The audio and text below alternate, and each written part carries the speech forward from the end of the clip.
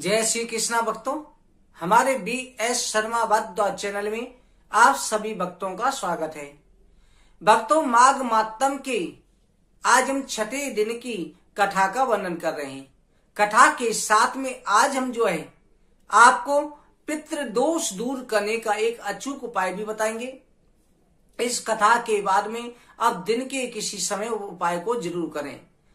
दोस्तों, आप सभी भक्तों कथा श्रवण करें। गजाननं भूतगणाधिसेवितं कपेत्यम्बुफलचार्वक्यणं उमासुतं शोकविनाशिकारिकं नमामि विघ्नेश्वरपादपङ्कजं। गुरुर्ब्रह्मा गुरुर्विष्णुः गुरुर्देवो महेश्वरः गुरुर्साक्षात् परं ब्रह्म तस्मै श्री गुरुवे नमः।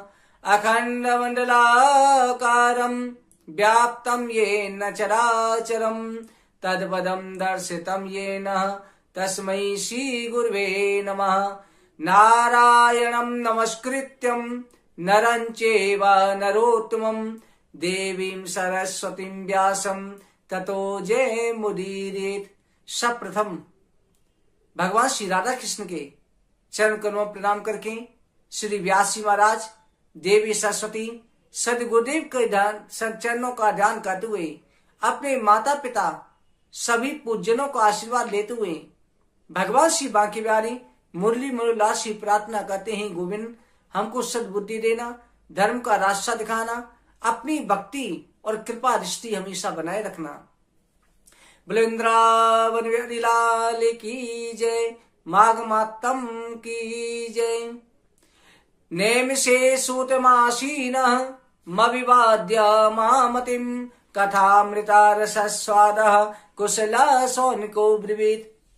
श्री सूत जी महाराज सौनक 88,000 ऋषियों से कहते हैं कि ऋषिवरों, व्यास जी ने मुझसे कहा कि हे सूत जी, दत्तात्रेय ऋषि ने सहस्त्रार्जुन को सुनाया, ब्रह्मा जी ने नारद जी को सुनाया, वशिष्ठ जी ने राजा दिलीप को सुनाया, वो माघ मातम की कथा मैं तुमसे कहता हूं।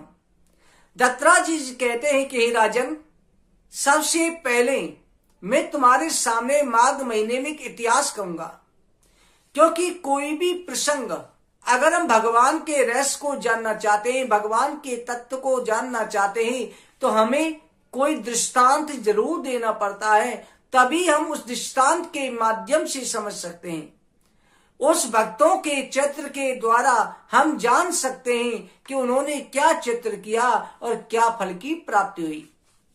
प्राचीन समय में भृगुवंश में ऋषिका नाम की एक विधवा ब्राह्मणी थी। एक ब्राह्मणी थी, वो उसका पति बाल अवस्था में मृत्यु को प्राप्त हो गया। उस ब्राह्मणी का नाम ऋषिका था। वो बाल अवस्था में विधवा हो गई और रेवा नदी के किनारे बिंद पर्वत के नीचे रह करके तपस्या करने लगी। दिन रात श्री हरि का ध्यान रखती थी। वो जितेंद्रिय रह करके सत्य वक्ता, उसने जीवन में झूठ को सहारा नहीं लिया। हमेशा सत्य बोलने वाली, सुशील, दानशीला और तप करके शरीर को सुखाने वाली हुई। वो भगवान के भजन में, ध्यान में हर समय अपने आप को लगाए रहती थी। वो अग्नि में आहुति लेकर के उच्च वृत्ति और छठे काल में भोजन करती। उस ब्राह्मणी का नियम था कि कोई भी अतिथि उसके दरवाजे पर आ जाता तो भूखा प्यासा नहीं जाता था, उसे भोजन जरूर कराती, उन्हें जल जरूर पिलाती, सेवा सत्कार करती। तुलसी के वृक्ष लगाने, गौ सेवा करनी, ठाकुर जी की पूजा करनी, ब्रह्म मुहूर्त से लेकर 3:30 बजे से जागती, स्नाना से शुद्ध होकर के अपने प्रभु की भक्ति में, सनातन वृत्ति में पूरा दिन व्यतीत करती। इस तरह से उसके जीवन का यापन करने लगी। नित्य प्रति हवन भी करती और हवन में आहुति दे करके देवताओं को भी प्रसन्न करती। वो वकल्प धारण करती और संतोष से अपना जीवन व्यतीत करती। उसे न अन्न की चिंता थी, न धन की चिंता थी। जो भी प्राप्त हो जाता उसके भाग्य से, उसी से प्रसन्न रहती।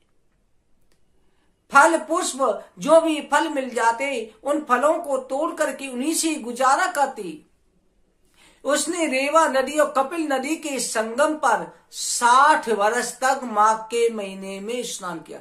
हर कार्तिक स्नान करना, बैसाख स्नान करना, माघ स्नान करना, ये उसने नियम लिए और माघ के स्नान को करते करते उसे 60 वर्ष हो गए। 60 वर्ष तक उसने नित्य नियम के साथ में माघ स्नान करा। ब्रह्म मुहूर्त में ही नदी में जाती, स्नान करती, पूजा पाठ करती और 60 वर्ष के बाद में जब उसके 60 वर्ष माघ स्नान को हो गई, उसकी मृत्यु हुई और माघ स्नान के सिद्धा भाव से स्नान करने का, महत्व करने का उसे फल प्राप्त हुआ। कहते ना, भाव के बिना जरूरी नहीं है कि आपके पास में धन होगा तभी प्रभु की भक्ति हो सकती है। मेरे नारायण की भक्ति, मेरे शिव की भक्ति आप श्रद्धा से तो करो। अगर धन से भगवान मिलते तो बड़े बड़े राजा महाराजा हुए धन से भगवान को प्राप्त कर लेते। अगर ज्ञान से ज्यादा ज्ञानी बनने से भगवान मिलते तो बड़े बड़े ऋषि मुनि हुए हैं। भगवान ने स्वयं कहा है कि सर्वप्रथम मुझे भाव चाहिए। हाँ, धनवान है आप, आपको भगवान ने, परमात्मा ने धन दिया है, उनके निमित्त आप दान करो। धन होते हुए भी जो दान नहीं करता है वो कंजूसी कहलाती है, वो मोह ममता हो जाती है। धन है तो दान करो। अगर आपके पास धन नहीं है तो आप श्रद्धा भाव से भगवान की भक्ति करो। अहम मत आने दो। और भक्तों ध्यान रखना, धन में अहम आ जाता है कि आप पैसे वाले हैं और निर्धन होने पर अहम नहीं आता, भगवान की भक्ति होती है। इसलिए संतोष धारण करके प्रभु की भक्ति करो। उस ब्राह्मणी ने जीवन में धन इकट्ठा नहीं करा, अपने गुजारे के लिए जो मिल जाता उसी से गुजारा करती थी। पूरा जीवन भक्ति में टिका, 60 वर्ष तक तपस्या करना। बाल अवस्था से जब विधवा हो गई तभी से उसने जीवन भगवान के नाम पे बिताया। 60 वर्ष के बाद जब मृत्यु हुई तो उसे विष्णु लोक मिला। भगवान के जय विजय नंद सुनंद चारों द्वारपाल आए और उसे विमान पर बैठा करके ले गए। सुंद उपनंद दैत्यों का विष्णु लोक में वास करके उसने जो दैत्यों का नाश भी करा। कैसे करा? यही ब्राह्मणी सुंद और उपसुंद 2 राक्षस हुए थे। उन राक्षसों ने जो है ब्रह्मा जी से वरदान प्राप्त किया था कि भगवान हमारी मृत्यु हो तो एक दूसरे भाई के द्वारा हो, किसी और के द्वारा नहीं हो। दोनों भाइयों में बड़ा ही प्रेम था। सभी देवताओं को उसने भयभीत कर दिया। तब ब्रह्मा जी की जंगा पर ब्रह्मा जी ने जो कमल का पत्ता रगड़ा उससे अप्सरा उत्पन्न हुई। उस पत्ते को आकाश में फेंक दिया तो उसका नाम तिलोत्तमा पड़ा। वही ब्राह्मणी अप्सरा बनी। ब्रह्मलोक में 4000 वर्ष तक तो बैकुंठ में रही और उसके बाद में अप्सरा बनने का उसे सौभाग्य प्राप्त हुआ। ये देवता जो देव योनि है, भक्तों ध्यान रखना, देव योनि भी कभी देवता भी मनुष्य थे। कर्म से इंसान, नर से नारायण बन जाता है। जैसे आपने भागवत में कथा सुनी, देवर्षि नारद जी पिछले जन्म में दासी पुत्र थे और दूसरे जन्म में देवर्षि नारद बने। जो हम पुण्य करते हैं, जैसे हमारी धरती पर होता है, चुनाव होते हैं, चुनाव के बाद में पद बदला जाता है, उसी तरह से जब प्राणी के, व्यक्ति के, मनुष्य के पुण्य होते हैं, पुण्य से स्वर्ग मिलता है और स्वर्ग में जाकर के अपने पुण्यों के कारण वो स्वर्ग में वास करता है, वैकुंठ में वास करता है। और जब सृष्टि की रचना दोबारा होती है उस समय पर भगवान हिसाब देखते हैं कि किसके पुण्य किस पद के लायक हैं। कई मनुष्यों को जो है देवता बना दिया जाता है और कई देवताओं को मनुष्य योनि में भेज दिया जाता है। ये कर्मों के प्रभाव होते हैं। इसलिए भक्तों अपना जन्म सुधारो। सच्चा जो घर है उसके लिए जन्म करो, कर्म करो। ये पृथ्वी पर हम बुढ़ापे के लिए पैसा इकट्ठा करते हैं, बैंक में पैसा डालते हैं, एफडी करा देते हैं, बीमा कराते हैं, जो हमारे बुढ़ापे में काम आएगा। हम इस मृत्यु लोक पर तो कर रहे हैं, परंतु हम परलोक के लिए क्या कर रहे हैं, परलोक में हमें जाना है, वो हमारे लिए कुछ है कि नहीं है। वहां के लिए इकट्ठा आपको अभिषेक करना पड़ेगा। आप जो भी दान भगवान नारायण के प्रति करते हैं, हरि के प्रति करते हैं, जो भी दान करते हैं ना, वो दान वहां पर लिख जाता है। और ये मत समझो आपने किसी संत को दान करा, गुरु को दान करा, तो आपने उन पर एहसान करा।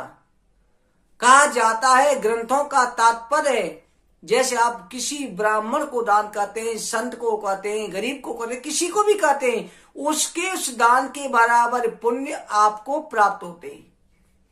और आपका वो दान जो है वहां लिख जाता है। जैसे राजा कर्ण था, सोने का दान करता था, और सोने के दान के प्रभाव से दानवीर कर्ण स्वर्ग गया, बैकुंठ गया, तो वहां देखा सोने के महल है, सब कुछ सोने का मिला है, पर खाने को कुछ नहीं है।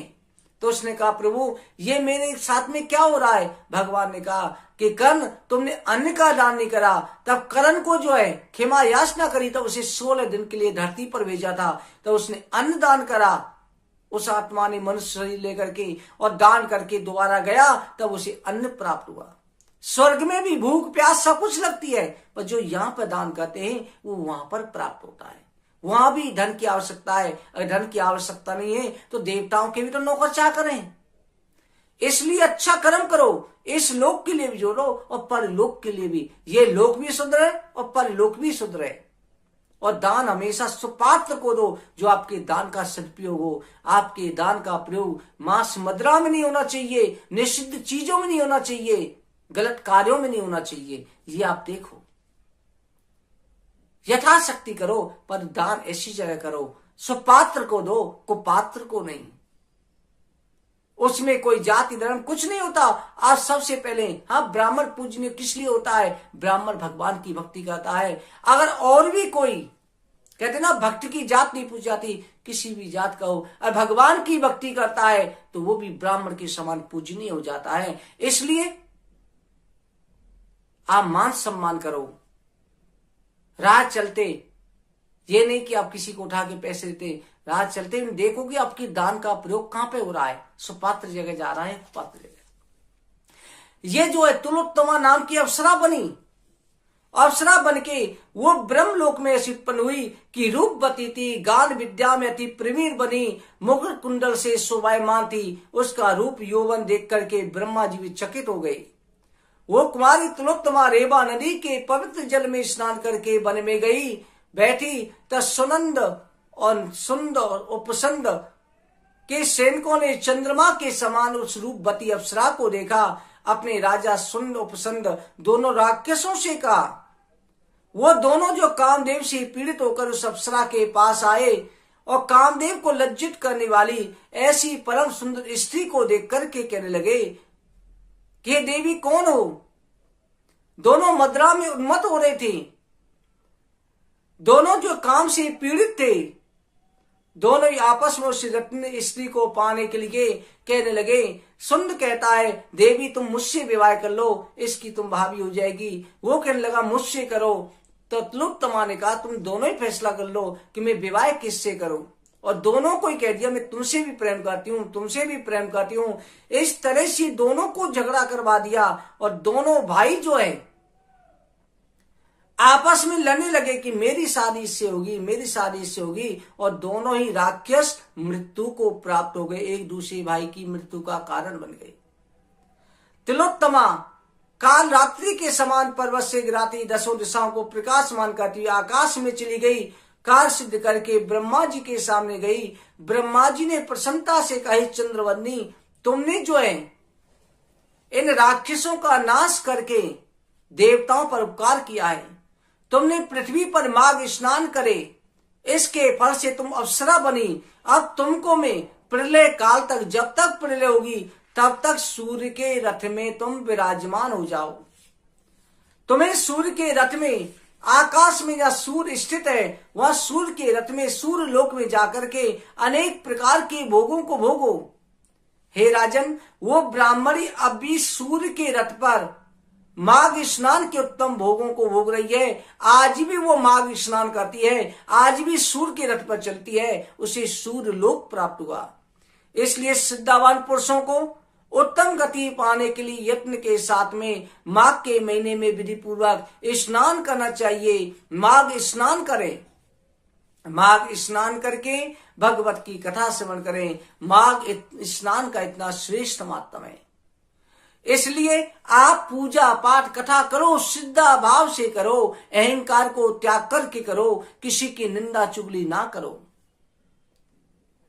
भक्तों, आज की कथा पर यहीं पर विश्राम करते हैं। आज का उपाय आपको करना यह है कि आपको एक मुट्ठी काले तिल लेने हैं और उन्हें हाथ में लेकर के आप जो है सभी पितरों का ध्यान करें। सभी पितरों का ध्यान करते अगर आपके पास बहता हुआ पानी है वहां खड़े होकर के ओम पितृभ्यो नमः, ओम पितृभ्यो नमः, ओम पितृभ्यो नमः कह करके वहां छोड़ो, या पीपल के पेड़ के नीचे रख के चले आओ और उसके साथ में जो है आप जैसे एक मुट्ठी भर के उसे छोड़ोगे, ऊपर से पानी डाल देना हाथ पे होकर के, जो उसके ऊपर चले जाए। अगर पीपल भी पास नहीं है, जल भी पास नहीं है, तो आप जो है अपने घर में माता तुलसी के पेड़ के आगे जाकर के और वहां पर तुलसी जी को नमस्कार करके, हे माता तुलसी, आप जो मोक्षदायिनी हो, हरि की लोक को प्राप्त कराने वाली हो, हमारे पितरों को भी मोक्ष प्रदान करो, अगर हमारे ऊपर पितृ दोष से शांत करो कह करके पीपल के पेड़ के नीचे गमले में छोड़ देना। केवल ये उपाय करना है आज का। इस उपाय को करने से देखना सभी प्रकार के पितृ दोष शांत हो जाते हैं, उसमें राहत प्राप्त होती है और पितरों का आशीर्वाद प्राप्त होता है, क्योंकि माघ के महीने में तिल पितरों के लिए देना अतिश्रेष्ठ होता है। भक्तों, अगर आपको हमारी वीडियो अच्छी लगी इसे लाइक से जरूर करें। इसी तरह से आप भगवत कथा सुनते रहें और आपकी सभी प्रकार के कष्ट दूर हो, आपकी हर मनोकामना पूरी हो। बोले वृंदावन बिहारी लाल की जय। जय जय श्री राधे, जय जय श्री राधे, जय जय श्री राधे।